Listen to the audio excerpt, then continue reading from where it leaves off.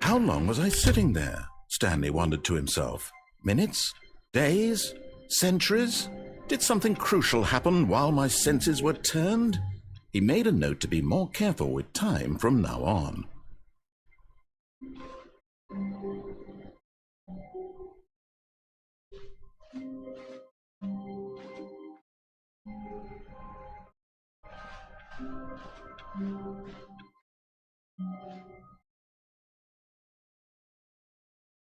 When Stanley came to a set of 2 open doors, he entered the door on his left.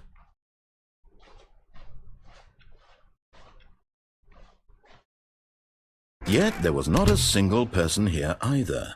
Feeling a wave of disbelief, Stanley decided to go up to his boss's office. Coming to a staircase, Stanley walked upstairs to his boss's office. But Stanley just couldn't do it. He considered the possibility of facing his boss. Admitting he had left his post during work hours, he might be fired for that.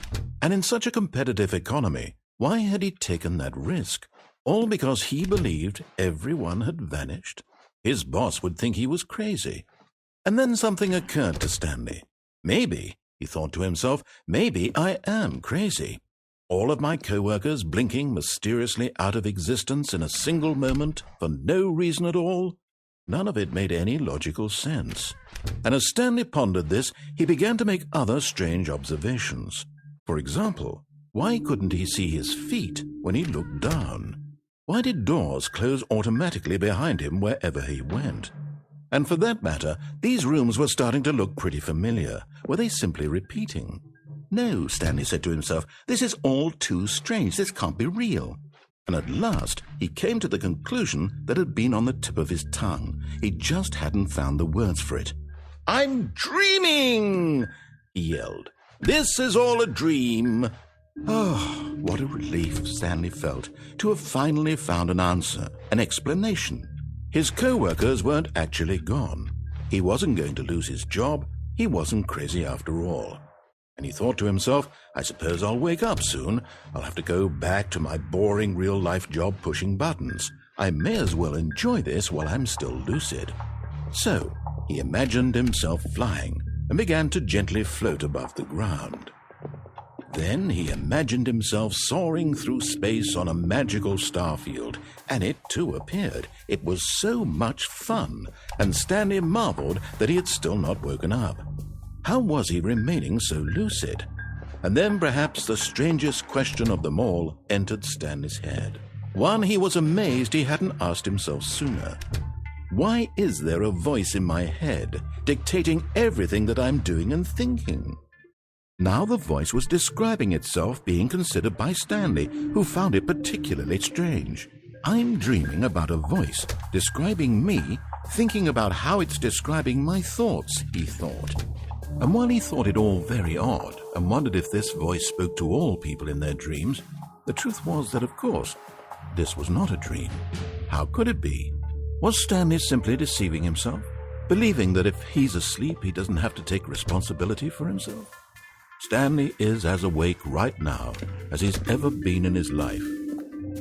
Now, hearing the voice speak these words was quite a shock to Stanley. After all, he knew for certain, beyond a doubt, that this was in fact a dream. Did the voice not see him float and make the magical stars just a moment ago? How else would the voice explain all that? This voice was a part of himself too. Surely, if he could just... He would prove it. He would prove that he was in control, that this was a dream. So he closed his eyes gently, and he invited himself to wake up. He felt the cool weight of the blanket on his skin, the press of the mattress on his back, the fresh air of a world outside this one. Let me wake up, he thought to himself. I'm through with this dream. I wish it to be over. Let me go back to my job. Let me continue pushing the buttons. Please, it's all I want. I want my apartment and my wife and my job. All I want is my life exactly the way it's always been. My life is normal. I am normal. Everything will be fine. I am okay.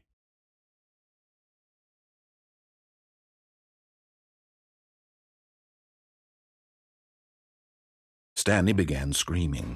Please, someone, wake me up. My name is Stanley. I have a boss. I have an office. I am real. Please, just someone tell me I am real. I must be real. I must be. Can anyone hear my voice? Who am I? Who am I? And everything went black.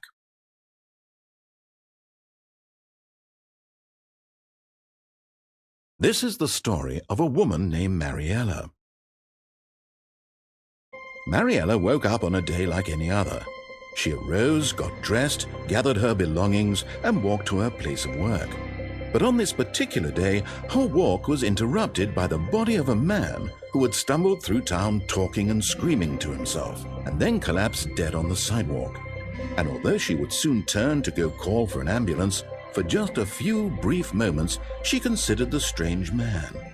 He was obviously crazy. This much she knew. Everyone knows what crazy people look like. And in that moment, she thought to herself how lucky she was to be normal. I am sane. I am in control of my mind. I know what is real and what isn't. It was comforting to think this, and in a certain way, seeing this man made her feel better. But then she remembered the meeting she had scheduled for that day. The very important people whose impressions of her would affect her career, and by extension, the rest of her life. She had no time for this, so it was only a moment that she stood there, staring down at the body. And then she turned and ran.